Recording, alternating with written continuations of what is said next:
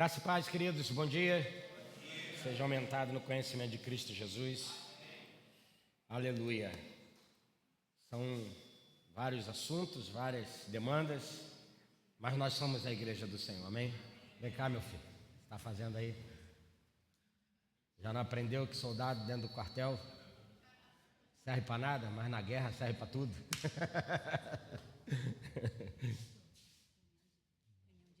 Ah, tá vendo? Ela esqueceu de dar um aviso. Final da reunião, final da nossa reunião aqui, nós queremos 15 minutinhos seu, que são líderes de departamento, líderes de áreas da igreja. Nós queremos 15 minutinhos com você. Então, antes de você ir para o seu almoço, líderes de célula também, antes de você ir para o seu almoço, nos dê 15 minutinhos do seu tempo, por favor. Se nós passarmos de 15 minutos, você está liberado para sair, tá bom? Mas nós precisamos de 15 minutinhos seu para não ficar arrumando ali a equalização, então até ajustar aqui. Mas vamos lá. Nós queremos continuar compartilhando o que nós falamos na semana passada. Hoje a gente vai continuar falando sobre reposicionamento ou reposicionados. Diga comigo, reposicionado. Então seria a parte 2. Talvez tenha a parte 3, sabe lá onde que você vai parar. Até porque a gente precisa sempre estar reposicionado. Amém? E para isso, a palavra já traz em si a ideia. Obrigado, irmão. A palavra já traz a ideia em si. Reposição significa o quê? O que significa, gente? O que é uma reposição? Uma posição retomada, uma nova posição. Toda vez que você vê palavras do tipo restauração, significa o quê? Restaurado de novo, né? Me dá outro exemplo aí de palavras assim, do tipo, de natureza. Recomeçar, começar de novo, né? E assim vai por diante. Refazer, fazer de novo. Então, por que reposicionados? Como nós falamos semana passada.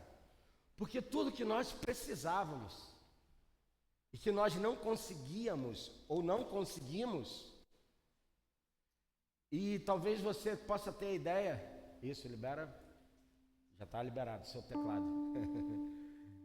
Talvez a ideia que a gente tenha, né, quando a gente olha, né, eu estava falando aqui para a Cintia ainda há pouco, se eu não me engano, no dia de ontem, no Shabat, né, que não tem assim, nós não somos, né, nós entendemos dos princípios, mas nós não somos uma igreja, né, que se move pelos costumes, né, judeus, porque nós não somos judeus de natureza, pelo menos natureza natural, mas nós somos judeus de natureza espirituais, amém? Nós somos os judeus enxertados, né, que a Bíblia chama dos gentios. E para isso, ontem, no dia de Shabat deles, que estava, né, na festa dos tabernáculos, que aponta para esse tempo, né, de arrebatamento, o tempo final, eles ontem estavam, né, é costume deles, eles saíram para ir para as sinagogas, dançarem, né, fazer suas festas. E ontem era o dia da comemoração, se eu posso dizer assim, da Torá, né? Eles ontem estavam reafirmando, sabe? A Torá, irmãos, é um conceito, ok? Não são só os 5 primeiros livros da Bíblia, né? Que a gente conhece, né? Gênesis, Êxodo, Levítico, Número, Deuteronômio. Toda a Torá para o judeu é ação de Deus, é aquilo que Deus está ensinando para o povo. E hoje nós precisamos entender que nós também temos a Torá, amém? Isso aqui é a palavra de Deus, não contém a palavra de Deus, nós cremos que é, amém? É a palavra de Deus. E para isso, eu queria trazer um texto dentro desse princípio para nós, de reposicionamento. Por favor, abra em 1 Reis capítulo 18, 1 Reis 18, verso 17, 18 e 17. Vamos começar aqui. Alguém pode projetar aqui para mim, por favor? Vou começar a ler aqui. Eu esqueci meu óculos. Não estou habituado ainda, mas já está aqui dentro do verso 17, 1 Reis 18, diz assim: assim que Acabe viu Elias, questionou-lhe: és tu mesmo o flagelo de Israel? Eu gostaria que trocasse essa versão pela versão: és tu mesmo o perturbador de Israel? Talvez esteja aí na sua, é na Ara? Está falando que é na versão Ara, ok? A-R-A. Está nessa versão. Aí, ó. E sucedeu que, vendo Acabe, Elias disse-lhe: és tu perturbador de Israel? Verso 18.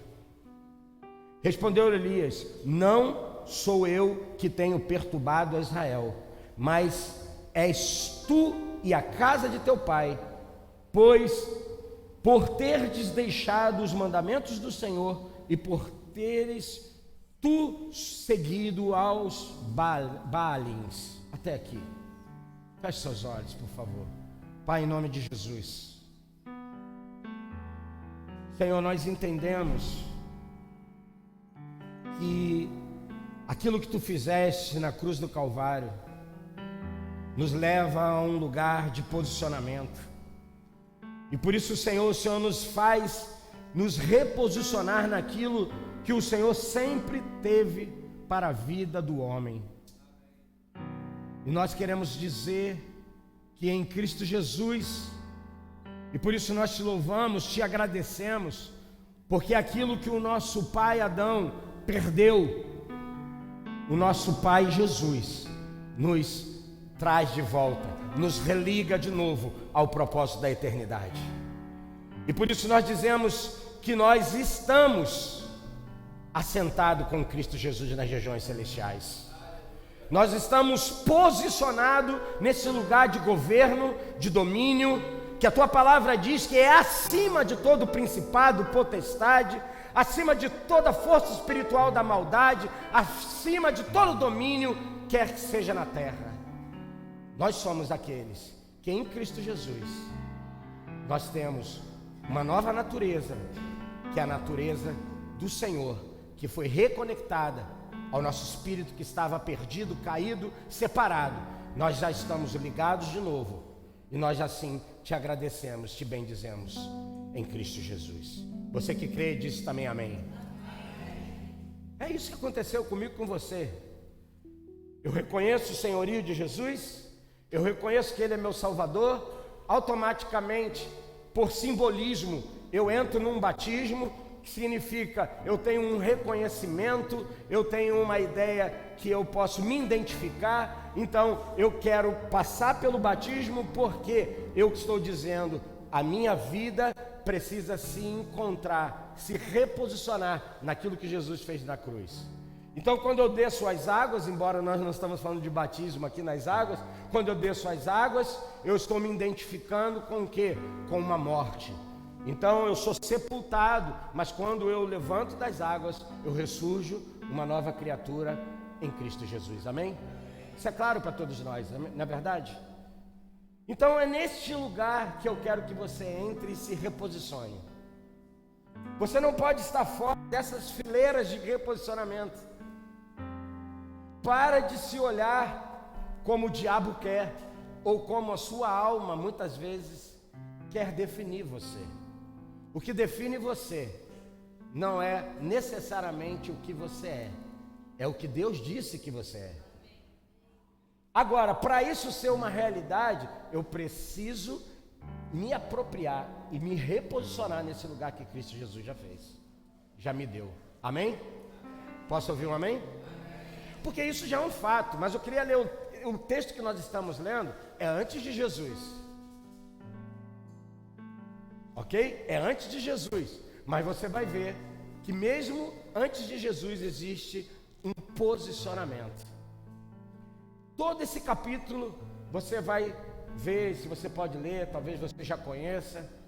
Você sabe que Acabe era rei de Israel, casada com uma mulher, e logo então ela era rainha, chamada, como é que chamava a esposa dele? Jezabel, diga Jezabel. Muitas vezes nós falamos esse nome no seio da igreja, mas poucos nós estudamos, poucos nós avaliamos, pouco nós discernimos. É uma liberação, não necessariamente, né, uma ação feminina. É um espírito. E esse espírito, ele estava sobre a vida dessa mulher. E é óbvio, a gente vai ver que existem muitas características, muitas. Mas eu posso falar para vocês, talvez 6 características, entre tantas outras, desse espírito que estava operando através dessa mulher, a rainha Jezabel. E a maioria de vocês já sabem, isso já foi falado, ensinado. Para que haja uma operação desse espírito dentro de um contexto familiar, eu estou falando sendo mais objetivo, dentro de um contexto familiar, dentro de uma casa, do que a igreja também vai se estender para aí. Mas para que esse espírito tenha uma operação é necessário que haja o quê? Quem pode me dizer? Como esse espírito opera? Por legalidade? O que Acabe não foi que deveria ser? Quem é que falou isso? O Bruno, homem. Homem na essência, não no sexo, né? Homem. Qual foi o problema de Acabe, irmãos? Qual é o problema de Acabe? Omissão. Falta de posicionamento. Toda casa que tem omissão e falta de posicionamento, esse espírito vai operar. E ele opera nas nossas casas e opera também na igreja. Vamos ler o texto, nós vamos estudar um pouquinho esse texto. Mas o que tinha de características dentro da ação desse espírito? Diga comigo, idolatria. O que é idolatria? É tudo aquilo que não é verdadeiro, que você adora ou que você se sujeita. E logo aquilo que você se sujeita e adora, passa a ser uma transferência. Salmo 115, vê se não é uma verdade. Tem boca e não fala. Tem olhos e não veem. Tem ouvidos e não ouvem. Tem mãos e não palpam. Tem pés e não andam. E nem som algum sai da sua garganta. Tornem-se semelhante a eles os que o fazem. Significa que tudo aquilo que você adora, você recebe transferência. Relacionamento sexual é uma adoração. Quando você relaciona, você faz transferência. E assim vai por diante. Idolatria. Qual outra característica? Abuso de poder. Outro, egocentrismo.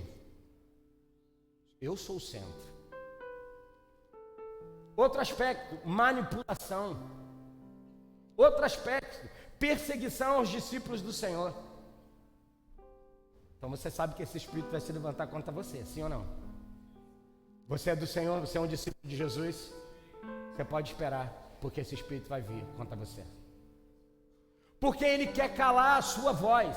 Ele quer calar o seu posicionamento. Ele quer calar tudo que você vai se levantar para, sabe, como um embaixador de Cristo, um sacerdote de Jesus, aquele que é, sabe, que leva o sagrado, que carrega o sagrado. Ele vai tentar parar você.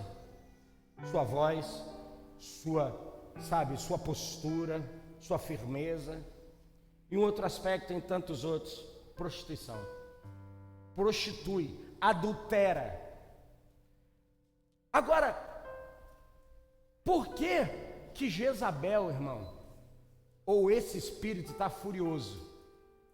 Olha o que a gente viu logo no verso 17, não é isso? Ponha de novo, por favor. E sucedeu que, vendo Acabe e Elias, disse-lhe: és tu perturbador de Israel?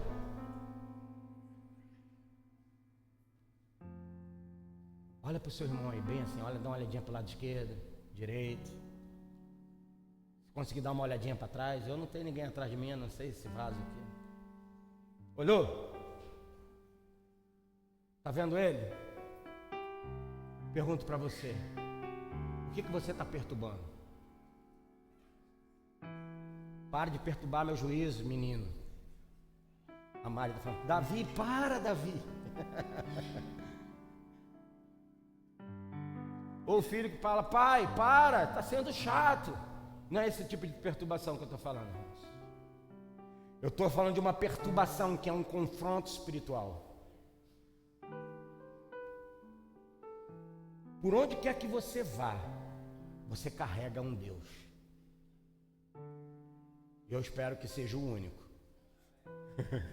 O Senhor, o Yahvé e tantos outros desdobramentos desse nome. Porque o mundo espiritual sabe quem nós somos.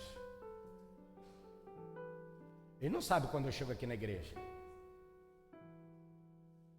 Ele sabe quando eu estou na escola, nos meus negócios, no trabalho. Ele sabe. Ou pelo menos deveria. No sentido mais exato, do sentido do confronto. Cara, para de me perturbar. Ou será que a gente ficou tão amiguinho desse mundo e desse sistema que a Bíblia diz que nós não incomodamos mais em nada? E alto, esse conceito não é para ser o estereótipo. Nós não precisamos ser reconhecidos pelo que necessariamente não, tá? Mas também passa pelo que vestimos.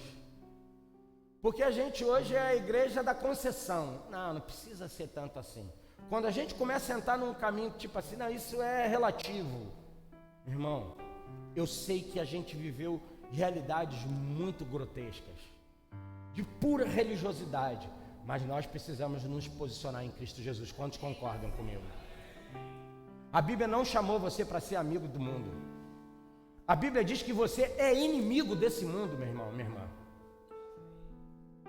Então não pense que você é um cara muito legal, muito maneiro, articulado, sabe falar, sabe conversar. Ótimo isso.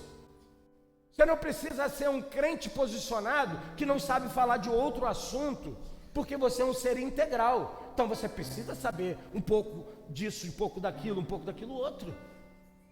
Agora, o teu posicionamento vai ser muito importante, porque o mundo espiritual reconhece aqueles que já se posicionaram ou foram reposicionados em Cristo Jesus. E por isso Elias agora, ele está sendo uma perturbação. Para quem? Bota o texto de novo. Verso 18. Respondeu Elias: não sou eu que tenho perturbado a Israel, mas és tu e a casa do teu pai, por teres deixado o quê? Os mandamentos do Senhor, e por teres seguido os Baalins. Baalins é o plural de Baal. O que é Baal, Sérgio? Baal é Senhor, dono. Isso não é um nome, é um título.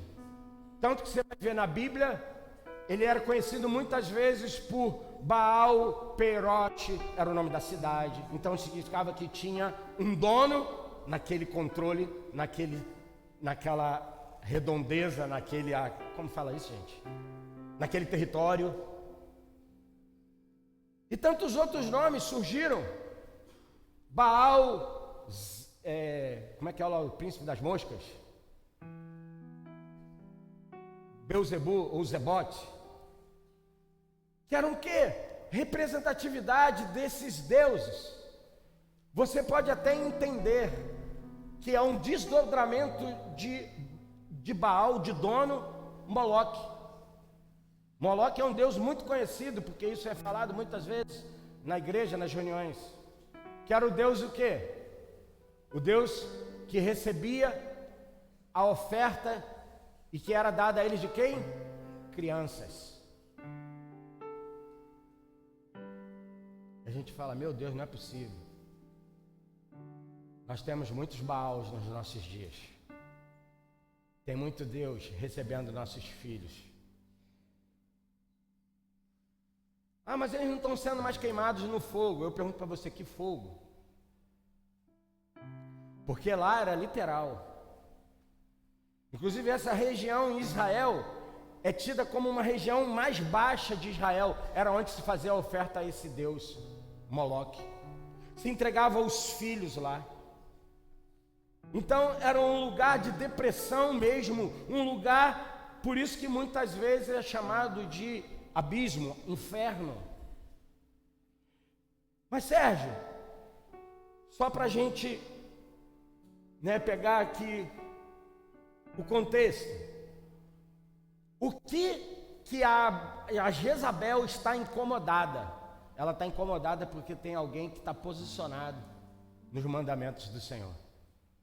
Diga comigo, eu preciso continuar posicionado nos mandamentos do Senhor. Meu irmão, é mais do que lei dura, é ensinamento, amém? Lê o Salmo 119, que você vai entender o que é mandamentos,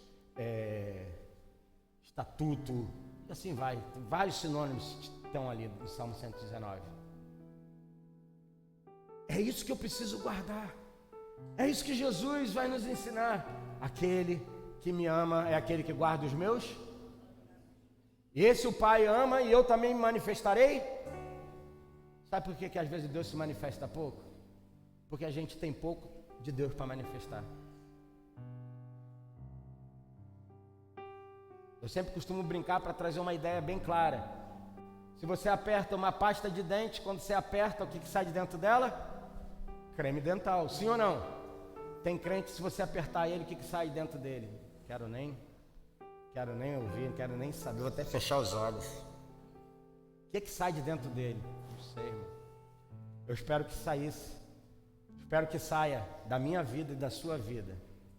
Porque quando Jesus foi para um lugar, para um jardim, diga jardim. Como é que era o nome daquele jardim onde ele suou sangue? O lugar da prensa do óleo. Diga lugar da prensa do óleo. Eu espero que quando Jesus nos prensar, que saia de nós óleo, saia de nós natureza de Deus, do Espírito de Deus. Posso ouvir um amém? Amém. Agora, irmãos, você está ouvindo isso dia após dia, mês após mês, ano após ano, se você já está há muito tempo na caminhada. O que vai fazer a diferença? O que vai fazer a diferença? Diga posicionamento. E eu não posso ter um posicionamento na igreja e um diferente na minha casa. Eu não posso ter um posicionamento na igreja e um diferente no meu trabalho. Eu não posso ter um posicionamento na igreja e um diferente com meus amigos. Não posso. Eu preciso ser alguém posicionado. E por isso que viver uma vida cristã requer de nós renúncia.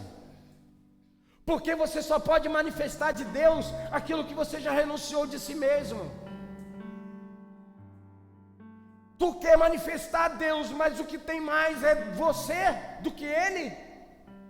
O que você vai manifestar? Você. E tem um monte de gente que vai dizer, que crente é esse?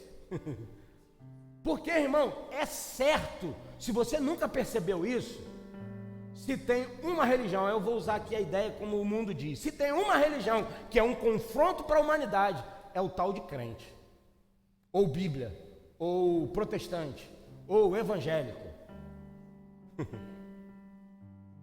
Porque todo mundo aceita quando o fulano da religião tal, da ciclana, da secal, sabe, faz isso, faz aquilo, toma um negocinho, faz o outro negócio, vacilou, pisou, mas tá tudo bem.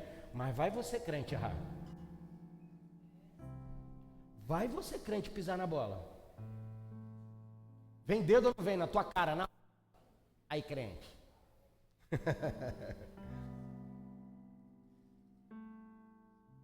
Sabe por quê? Esse mundo não vai te aceitar. Graças a Deus esse mundo não me aceita. Porque ele não aceitou o meu Messias, o meu Senhor. Ele não foi aceito. Se nós estamos sendo aceitos demais, é porque nós estamos publicando algo que não está perturbando nada. Que eu e você sejamos os perturbadores desses dias. Mas não é para ser crente chato não, irmão.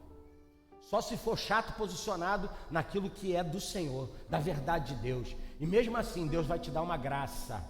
Amém? Porque isso não significa que o nosso posicionamento vai ser aceito, mas o nosso posicionamento vai nos definir como pessoas. Por onde quer que vão, as pessoas reconheçam, ou devem nos reconhecer. Ali vai um homem ou uma mulher de Deus. Eles vão dizer isso sobre nós. Não você vai ficar se autoafirmando o que você é. Porque poucas foram as vezes que Jesus disse: eu sou o filho de Deus, hein? Ele revelava que era filho. Pare de falar e revele aquilo que você carrega.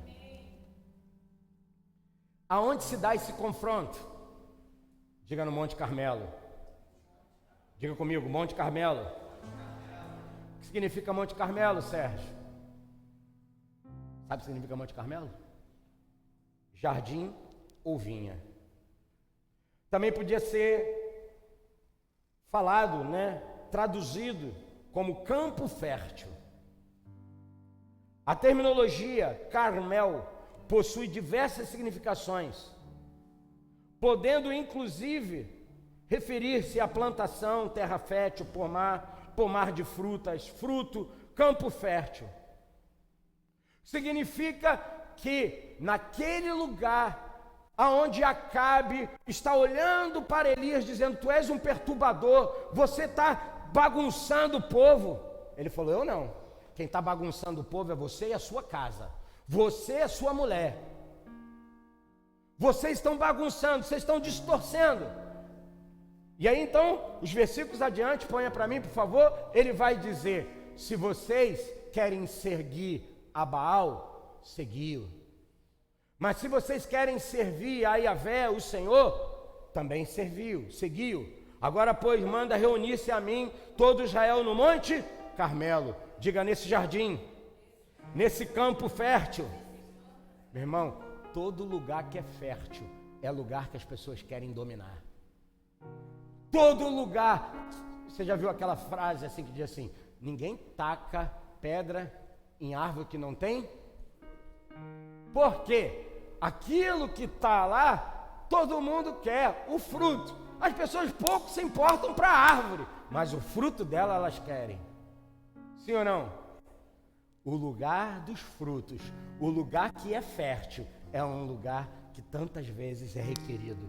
Existem batalhas, existem pressões, existe guerra. Ô crente, você ainda não entendeu que você é um território fértil do Senhor? E por causa disso você é alvo de tantas batalhas, de tantas guerras, de tantas pressões, de tantas coisas que querem desestabilizar você, para que você não frutifique o que Deus disse que você, se estiver enxertado na oliveira verdadeira, você vai frutificar. Amém? Na oliveira, na videira. Oliveira, videira, são tudo simbolismo. Oliveira vem do azeite, da uva, da azeitona, e da videira, da vide, da uva. São simbolismos. Mas João 15 vai dizer: se você estiver enxertado nele, o que ele faz? Diga assim comigo: 2 cortes. Tem uma gilete que diz, faz tchan e tchan. E tchum, né? Acho que é tchum, né? É tchan e tchum. A Bíblia também tem, Hebreus 4:12, a espada de 2 gumes, é tchum e tchum. Aqui também é a hora de que está sendo feito 2 cortes, de quem serve a Deus e está posicionado com Deus, e alguém que está negociando outras coisas. João capítulo 15 diz que aquele que está enxertado na videira, o que a Bíblia diz? Existem 2 cortes. Um corte é para quê? Para que produza mais fruto ainda, sim ou não? Então escute o que eu vou te falar, meu irmão. Sua vida vai ter sempre corte de Deus. Deus vai sempre te podar. Sabe por quê? A poda vai te fortalecer, a poda vai te fazer avançar, a poda vai te fazer, cumprir o teu propósito. Mas existe uma outra poda que também está ali, que ele diz que aquele que está ali e que não dá fruto, que fruto é esse? Deus está importando demais mesmo com o resultado? O resultado é a consequência daquilo que aonde você está ligado, irmão. Não tema, se você está ligado em Deus, você vai frutificar, não importa a hora, não importa o dia. Mas Sérgio, você não está vendo? Eu não estou, mas o Pai está. E se você continuar posicionado, uma hora, todo mundo vai ver o seu fruto. Não é isso que a Bíblia diz? Não se esconde uma cidade edificada atrás do monte. Porque todo mundo vê o monte, irmão. É só dar uma voltinha, é só perceber. Ih, está ali. Você não põe um luzeiro debaixo de uma mesa, você põe no velador. Para que essa luz está em cima? Porque ela ilumina de cima para baixo. Por isso que a Bíblia nos chama para ser luz, para que eu e você possamos iluminar. E a gente não ilumina, meu irmão, assim, ó. Presta atenção, você não ilumina assim, você ilumina assim, ó. Deus iluminou você e agora a luz está dentro de você, amém? Foi isso lá no Éden, irmão. Deus faz um homem do pó, da terra, e está ali tudo bonitinho. A Bíblia fala assim, ó. E Deus então soprou nas narinas do homem. Uau, vida. A vida entrou no homem, sim ou não? Ele passa a ser um espírito vivificante, sim ou não? A queda veio. O que acontece com o homem?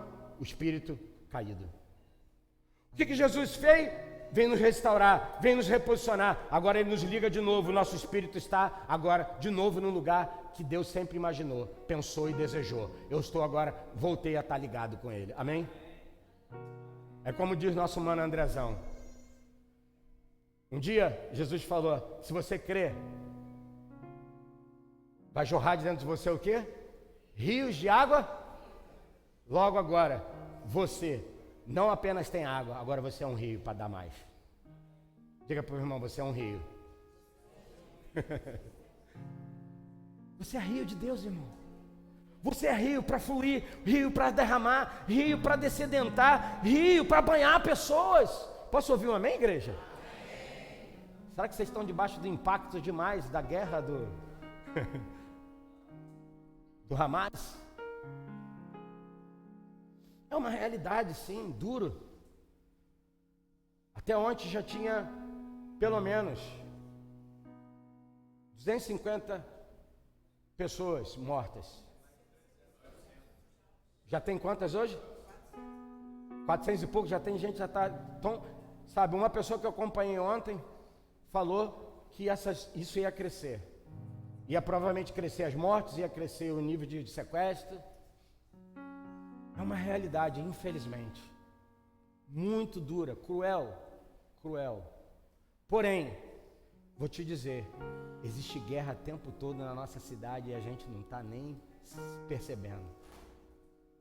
Guerra pelo controle, guerra pelo domínio. Eles querem um campo fértil, eles querem um jardim. Meu irmão, você é o jardim do Senhor, você é o jardim de Deus.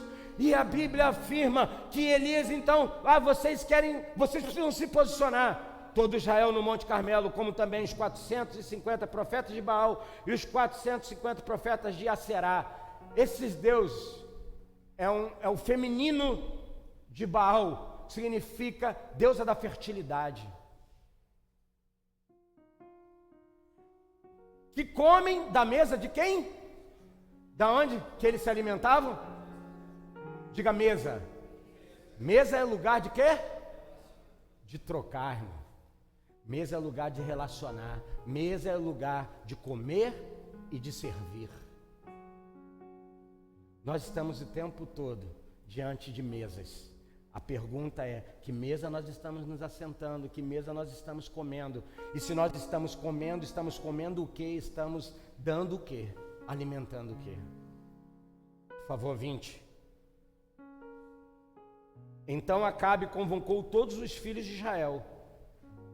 Convocou quem, irmãos? Isso tudo se dá entre os filhos de Israel? Nós não estamos falando de uma nação pagã. Nós estamos falando de filhos. Acabe é rei de Israel, irmão. A rainha Jezabel é mulher dele.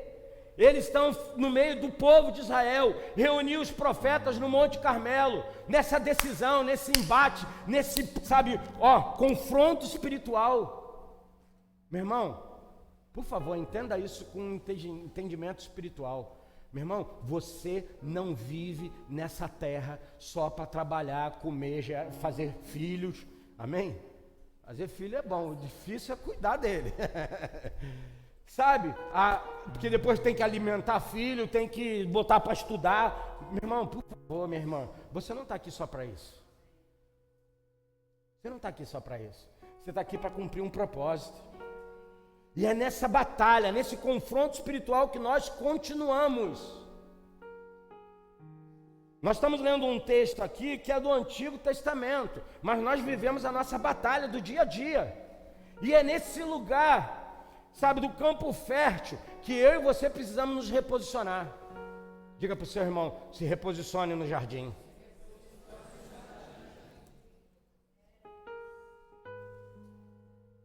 É guerra, irmão. Diga guerra. Por isso que eu falei, não é só a Rússia, não é só o Hamas que entrou em guerra, né, agora com Israel. Existe uma guerra aqui na nossa cidade, no nosso bairro, na minha casa, na sua casa. Que guerra é essa? A guerra para que eu e você não venhamos a nos posicionar ou nos reposicionar. Diga comigo, é a guerra pela vinha. É a guerra pelo terreno, irmão, da plantação das videiras. A Bíblia diz que você é uma videira verdadeira. Amém? Ele diz que eu sou a videira verdadeira e vós sois os ramos. Mas ele vai dizer outras passagens na Bíblia, ó, tá louvando o Senhor. Sairá da boca dos pequeninos. Ó, se eu der bola. Mas aleluia, deixa aí que não atrapalhe nada. Fica ligado aqui conosco. Glória a Deus. É a guerra pela videira, irmão. É a guerra pela alegria. O diabo quer roubar a sua alegria. E não pense, sexta-feira estávamos aqui falando com os homens, né, no nosso bate-papo, nossa mesa aqui, nosso papo, tal. O que nós estávamos falando? Nosso maior problema. Olha para mim, por favor. O seu problema não é dinheiro. O seu problema não é casa. O seu problema não é de uma outra ordem. Então qual é o meu problema, Sérgio? Nosso problema é falta de contentamento nele. Porque se eu me contento em Deus, irmãos, tudo ao meu redor muda, porque a minha visão muda, meus olhos mudam, meus ouvidos mudam. Mas é mole você dizer, o profeta Abacuque disse que ainda que a figueira não floresça, eu me alegrarei no... Tu acha que a alegria dele estava onde, irmão? Estava no resultado ou na presença dele? É aí que vai vir a nossa prova, irmãos. A gente vai saber que tipo de crente a gente está sendo. Aonde a gente está posicionado? Nas coisas? Falávamos aqui na sexta-feira. Me perdoe, se você que está me vendo, que você está me ouvindo. Tem muita gente, e líder, que ensinou as pessoas a fazerem do chamado e do ministério uma projeção pessoal ou de bem-estar ou de resultado. E vender a unção significa capacitação para realizar para Deus, para realizar para si mesmo. Mas não é honesto aquele que trabalhe. O que a Bíblia diz? Que coma, que é digno de comer, é digno de ter o resultado. Sim, mas a motivação não pode estar nessas coisas. Nós estamos ensinando o resultado e não o propósito. E por isso que muitas vezes nós, como Israel, nos corrompemos por outros amores e outros deuses, porque nós estamos sendo ensinados que a nossa alegria pode estar em qualquer coisa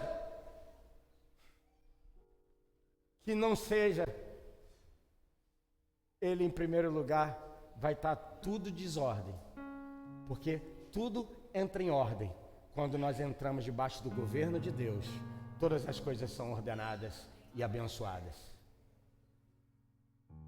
Por isso a Bíblia vai dizer lá no Salmo 127, é 27? Sei lá, depois você veio. Não adianta acordar cedo, comer o pão, granjar o pão, se o Senhor não edificar. Não adianta você achar que você pode guardar tudo. Ai meu Deus, vou guardar meu filho, Cara, nós temos nosso lugar para fazer, mas se o Senhor não guardar, você não pode fazer nada, você não livra nada, eu não livro nada. Presunçosos somos nós que achamos que podemos controlar as coisas, não podemos. mas temos o nosso lugar de posicionamento. Irmãos, eu não vou ler mais o texto, porque eu estou acabando meu tempo. Depois, se você quiser, você para de querer comer papinha na boquinha.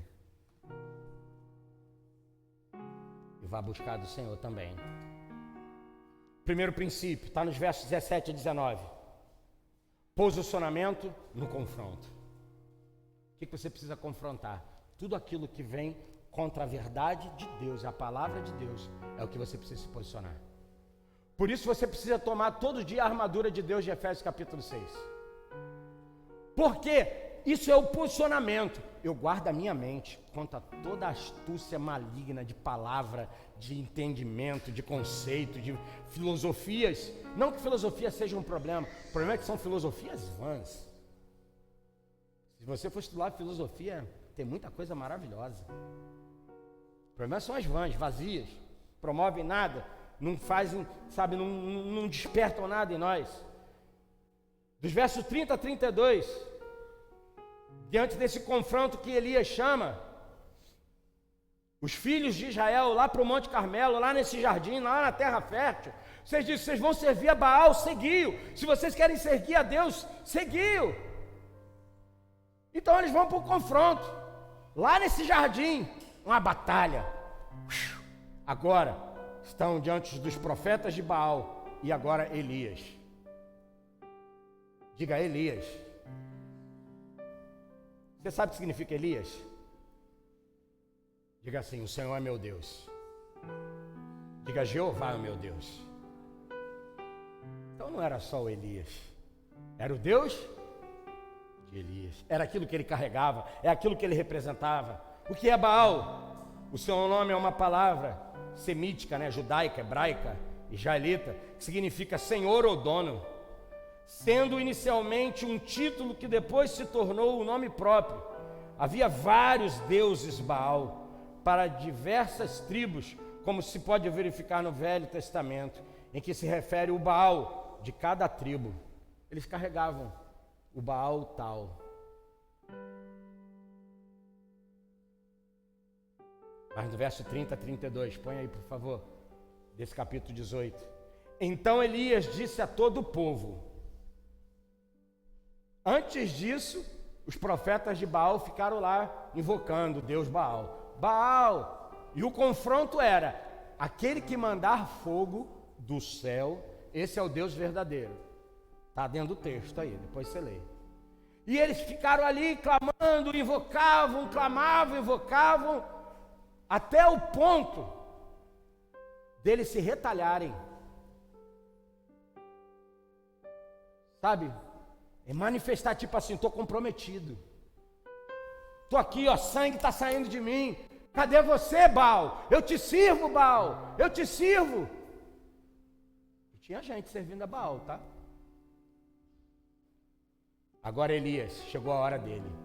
O posicionamento de Elias, que era um posicionamento que ele estava chamando o Israel de Deus para essa realidade. Então Elias disse a todo o povo, chegai-vos a mim. E todo o povo se achegou a ele. E Elias o quê? Reparou o altar do Senhor, que havia sido o quê? Derrubado. Não derrube o altar.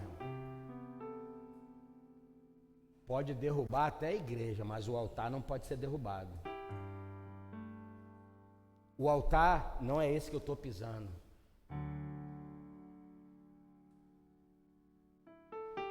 Muito pelo contrário, muitas vezes isso aqui virou mais palco do que qualquer outra coisa. O altar está dentro de nós, irmãos. Por isso que Jesus disse para a mulher samaritana, aonde que eu vou adorar? O que Jesus responde para ela? Minha filha, você está achando que é Jerusalém ou no monte onde seus pais adoram, mas eu digo para você, sabe qual é o lugar verdadeiro de adorar? Em espírito, porque o altar agora está dentro de nós e não mais fora. Posso ouvir um amém? Só que você ouviu isso a vida toda, irmão. Eu não estou querendo desdizer o que disseram não, tá bom, gente? Mas olha só, a gente condicionou o altar a isso aqui. Não suba ali, porque ali é o altar do Senhor. A gente sai daqui, a gente esquece que é altar. A gente esquece que a gente é uma oferta e um perfume andando por aí. E quando a gente passa perto das pessoas, diz que perfume, hein? Aí você diz todo alegre, fica catinguelê, tá fedorento pra caramba. Porque aroma de Cristo, irmão, é muito mais, sabe? Nós precisamos ter discernimento espiritual. Quantas e quantas vezes eu estou num lugar, num ambiente, eu começo a sentir cheiro, sabe, de bebida. Eu falo, cara, mas não tem ninguém bebendo, meu Deus do céu. Eu olho para o lado, olho para o outro. Às vezes eu dou umas conferidas para ver se o irmão está com um bafo, tomou um negocinho, né? Deixa eu ver se é esse irmão aqui. Eu falo, não, irmão é crente, não bebe. Não, é tal. E aí o que acontece? Espiritual, irmão. Liberações espirituais, incensos que sobem para servir a outros deuses. Tomou 12 pedras, conforme o número das tribos dos filhos de Jacó, ao qual viera a palavra do Senhor dizendo: Israel será o teu nome. O que ele está fazendo, irmão? Restaurando o altar do propósito. Deus levantou 12 tribos para representá-lo como Deus único e verdadeiro. Pega 12 pedras, vamos restaurar esse negócio. Vamos restaurar esse altar, vamos fazer um reparo, vamos fazer um conserto nesse negócio. Verso 32, é isso? E com as pedras edificou o altar em nome do Senhor, depois fez em redor do altar um rego, em que podiam caber 2 medidas de semente.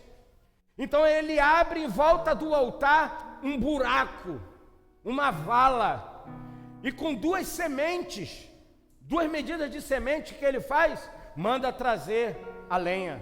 Então armou a lenha e dividiu o novilho em pedaços. Então ele pega a lenha, põe na vala, pega o novilho, põe em pedaços e pôs sobre a lenha e disse: enchei de água 4 cântaros e derramai sobre o holocausto e sobre a lenha. Sabe o que é isso? Diga comigo, posicionamento.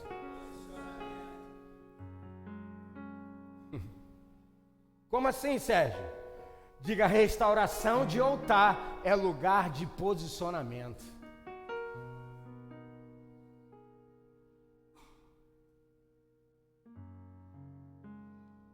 E aqui, irmão, entenda isso, por favor. Não me olhe como alguém, sabe, extra alguma coisa. Desde que o dia que Jesus me salvou,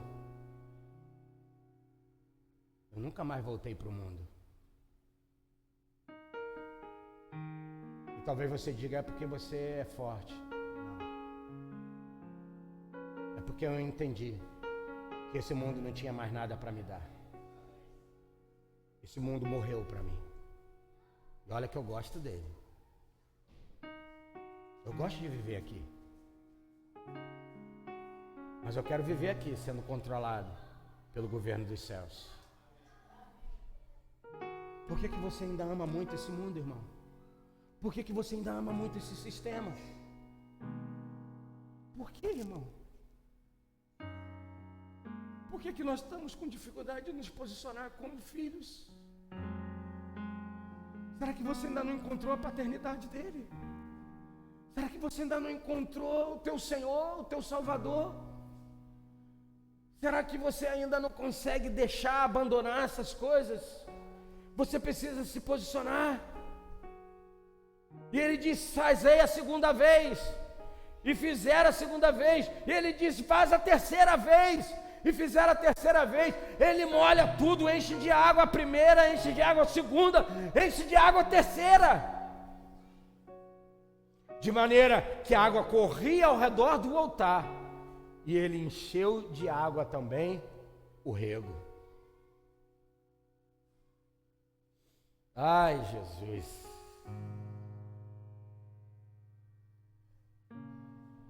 Verso 36. Sucedeu, pois, que sendo já a hora de se oferecer o sacrifício da tarde, o profeta Elias se chegou e disse: ó Senhor Deus de Abraão, Isaque. Ele está posicionado aonde, irmãos? Onde ele está posicionado? Fala para mim. Hã? Ele está posicionado na aliança, irmão. Ele está posicionado na aliança, no Berite. Existia Baal Berite, o Deus da aliança. Eles tinham uma aliança. Baal tinha uma aliança com aqueles que estavam servindo ele. Mas agora, meu Deus, Elias, ele está dizendo: existe só um Deus, o Senhor Deus de Abraão, Isaque e Israel. Seja manifesto hoje que tu és Deus em Israel, e que eu sou o quê? Teu servo, teu filho, que conforme a tua palavra tenho feito estas coisas. Que coisa, irmão. Foi ele que, diante daquela palavra do confronto, disse para os profetas de Baal e de Aserá: ei, será que o Deus de vocês teve uma necessidade e ele teve que sair rápido para fazer a necessidade dele? Aquele que no início Acabe está dizendo: você é um perturbador. Agora Elias está zombando. Diga: zombando.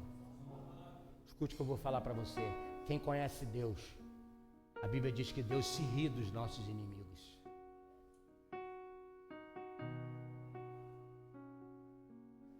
Sabe o que Israel físico sabe? É incrível.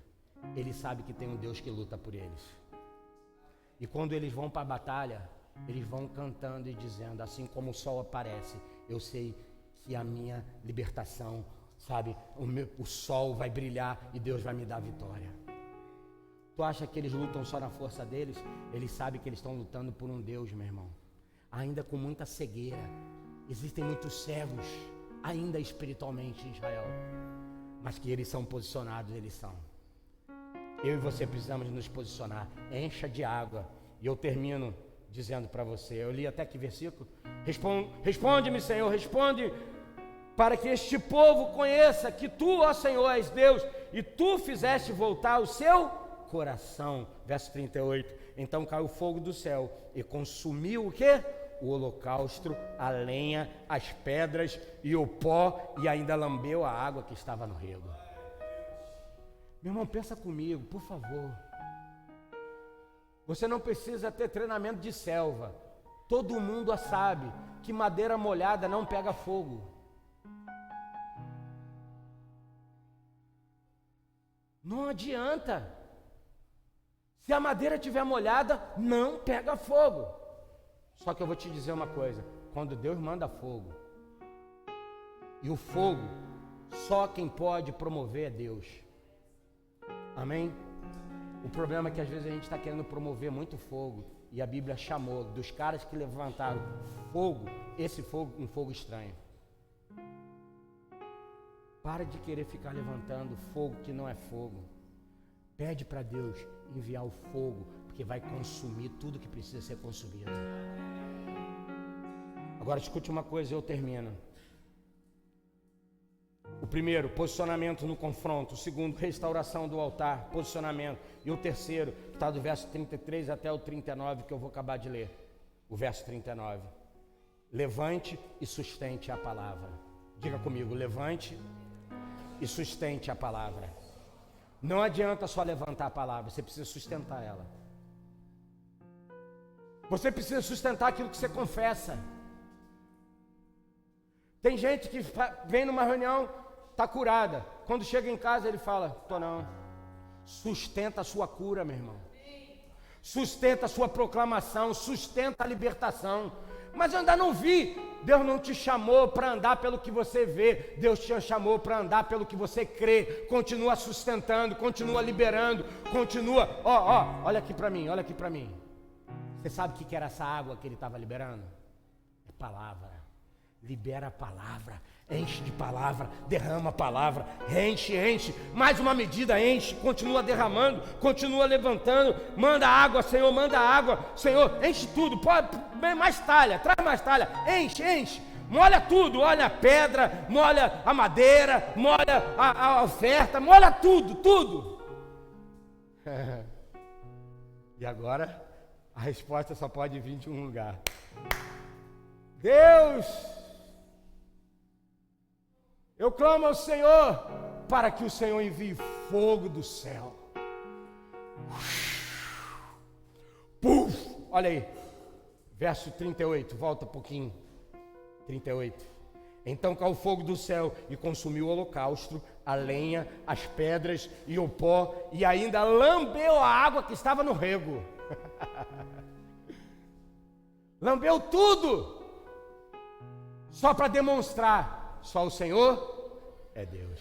Então quem é o verdadeiro Deus? O Deus que nós servimos é o verdadeiro Deus, não é Baal. Baal quer tomar o lugar de dono na terra fértil do nosso jardim para dizer: você não é nada, você é um infrutífero, você não presta para nada, você não serve para nada. Meu irmão, tantas vezes a gente sai aqui do domingo, do sábado, de uma reunião de célula, é hoje, chega amanhã, os embates, o confronto. Você precisa entender que você está sempre diante do Carmelo. Você é uma terra fértil e você será confrontado para saber o que é você. Querem roubar sua alegria, querem roubar seu prazer, porque vinha é o lugar do fruto da vide, e o fruto da vide é alegria. Por isso que a palavra de Deus diz lá em, como é que é as cartas lá de Esdras, eu acho, a alegria do Senhor é a nossa força. Quando falaram para Esdras, para, rapaz, se passar uma raposa, oi? Neemias, obrigado. Se passar uma raposa, esse muro vai cair, vai derrubar, para com isso, deixa de ser bestinha, rapaz. E eles dia após dia, o quê? Levantando o muro, levantando o muro. Não ouça os Sambalates e os Tobias que passam pela sua vida. Levante aquilo que Deus disse que é, não o que você acha, não o que você pensa, não o que você quer. É o que Deus diz que você é. E você cantou aqui nessa manhã, nós somos nação santa. Amém? Nação santa, povo de propriedade exclusiva. Você não é propriedade de ninguém mais.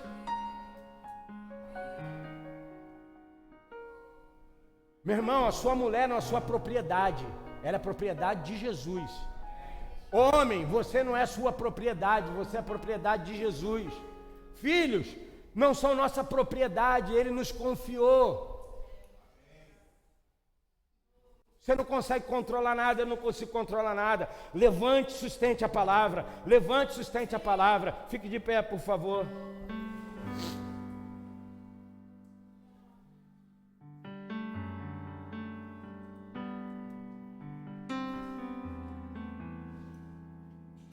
Posicione-se no confronto. Faça a restauração do altar, do relacionamento. Posicione-se. Levante e sustente a palavra, a confissão. Encha a atmosfera, meu irmão, da onde você vive com a palavra de Deus. Para de abrir a sua boca e ficar falando que não deve. Corrija o curso da palavra e sustente a palavra. Oh Deus, Ele sabe o quanto que é difícil, irmãos. Ele se identificou conosco, Ele sabe, eu sei que tantas vezes a incredulidade vem ao seu coração, e você às vezes confessa aqui, daqui a pouco você já abandona ali, mas Ele está chamando, Deus está nos chamando, é lá no jardim. O conserto está sempre no jardim, irmão. Se lá no jardim do Éden foi rompido algo, é nos jardins que precisam ter os reparos. Por isso que Jesus foi para o jardim do Getsemane. E depois ele vai para o Gólgota, para o lugar da caveira e da morte. E é de lá, daquela cruz que estava cravada naquela terra, como se fosse uma espada. A espada estava sendo fincada na caveira. Tu acha que foi o Bob que desenvolveu esse negócio? Foi não. Foi o pai. Foi faca na caveira! É morte, irmão. Morte para morte. Mais vida para vida. Foi da morte que Jesus chamou para a vida. É das trevas que Jesus chama para a luz. Oh Deus, levante, sustente a palavra. Quando o povo viu isto, prostraram-se todos com o rosto em terra e disseram: o Senhor é Deus, o Senhor é Deus. Para quem que nós vamos prostrar? Para quem que nós vamos render a nossa palavra? Para quem que nós vamos fazer a nossa confissão? Para quem? Para o Senhor Deus. Para o Senhor Deus. Porque tem hora que o posicionamento vai dizer para você: ei, Moisés, por que clama a mim? estende essa vara, toma a autoridade e diz para o mar: mar, se abra! E ele botou o pé e Deus abriu o mar. Tem hora que a gente só precisa ouvir o que Deus está mandando. Quando Deus mandar, faz, porque resolve. E para todo mundo perceber que não existia nenhum outro encantamento ou nenhuma outra magia, foi assim: faz o sobrenatural, enche de água, molha tudo, porque ninguém vai duvidar que foi um efeito, senão o feito do céu, fazendo com que o propósito seja cumprido na terra. Que a minha vida e a sua vida, irmãos, possam entrar nesse alinhamento, nesse posicionamento. Posso ouvir um amém? Você precisa sair daqui com entendimento de reparo de altar, seu altar interior, sua relação, sua comunhão. E obviamente, quando você restaura o seu altar com Deus, automaticamente vai se abrir um outro altar, o altar da mesa, o altar do relacionamento. Porque tudo que Deus faz para você, mas para ser para o intermédio de você.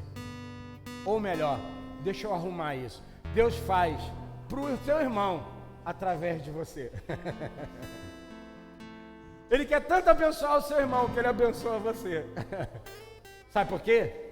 Ele tem sempre a ideia de que você é o abençoador, você é o liberador, você é aquele que cura, você é aquele que restaura, você é aquele que reedifica. Amém? Posso ouvir um amém? Como diz o John Piper, somente o Evangelho pode fazer duas coisas aparentemente contraditórias. Olha o que o John Piper, nosso irmão, diz: somente o Evangelho pode fazer duas coisas aparentemente contraditórias: destruir o orgulho e aumentar a coragem. É muito contraditório, irmão. Sabe o que Deus quer fazer? É destruir o orgulho, a nossa prepotência, os nossos achismos. Deus vai destruir todo o orgulho nosso. Mas por outro lado, Deus vai nos dar uma coragem absurda. Você vai ter coragem para enfrentar. Mas é Golias. Mas eu enfrento Golias, porque eu sou o Israel de Deus, disse Davi, irmão. Entende? Tentou botar a capa de Saul, não dá, não anda, não consegue. Meu irmão, minha irmã, Deus vai destruir. Deixa eu te dizer uma coisa. Olha para mim de jeito. Se puder olhar dentro do meu olho, olha. Olha dentro do meu olho, por favor. Olha dentro do meu olho. Nós temos uma falta de humildade. Nós somos pessoas que temos uma capa de humildade. Que isso, Sérgio? Eu vim aqui para ser abençoado. Você está sendo abençoado, irmão. Nós não somos uma igreja que vamos andar só dizendo coisas boas. Nós estamos chamando essa responsabilidade para nós, eu e você. Temos uma falsa humildade. Por que você está dizendo isso, Sérgio? Porque todo falso humilde só produz para si mesmo. Porque se nós temos de Deus, nós derramaremos sobre outros. E para derramar sobre, precisa ter coragem. Tem que ter coragem para amar, tem que ter coragem para falar, tem que ter coragem para ter misericórdia, tem que ter coragem para ter compaixão. Isso é coragem. Coragem para ser exposto, coragem para não ser tão desejado, tão queridinho por todo mundo. Que bom que você for, a graça de Deus te deu esse lugar. Mas se não for reposicionado no poder do Espírito, não serve para nada. Você é mais amigo do mundo do que amigo de Deus. Passei dos meus tempos. 1 hora que eu falei hoje. Feche seus olhos, por favor.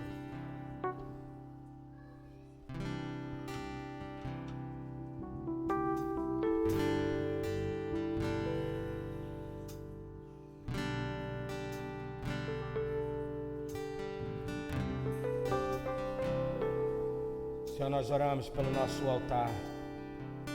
Nos posicionamos, Senhor. dentro de nós nos posicionamos para posicionar também fora, no confronto, no duelo espiritual, Senhor.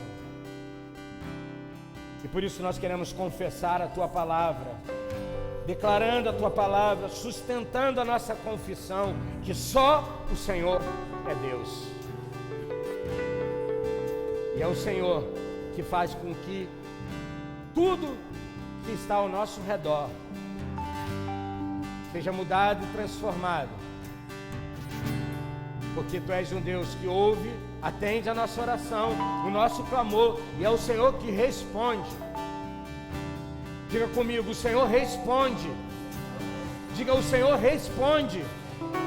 Diga, o Senhor responde.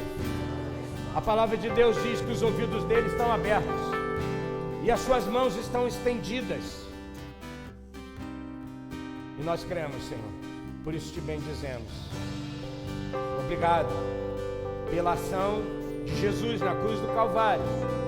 Obrigado que Tu nos deixaste o Teu Espírito. E Ele tem nos ensinado todas as coisas, nos lembrar de todas as coisas. E nos ajuda a sermos homens e mulheres posicionados nessa terra, por onde quer que formos, que possamos carregar esse Evangelho, que possamos deixar e abandonar o orgulho, a prepotência e assumir o lugar da coragem, pois a Tua palavra mesmo diz que o Senhor tem nos dado um espírito de coragem, e não de temor ou de medo, mas de enfrentamento. Leva-nos a ser uma igreja que enfrenta as suas lutas e suas guerras. É o que te pedimos em nome de Jesus. Em nome de Jesus. Que o Senhor nos abençoe. Que o Senhor levante seu rosto sobre nós. Que o Senhor tenha misericórdia de nós. Que o Senhor nos dê a sua paz. Shalom, shalom, shalom. Bom domingo, bom início de semana. Deus continue abençoando a cada um de nós. Shalom, queridos.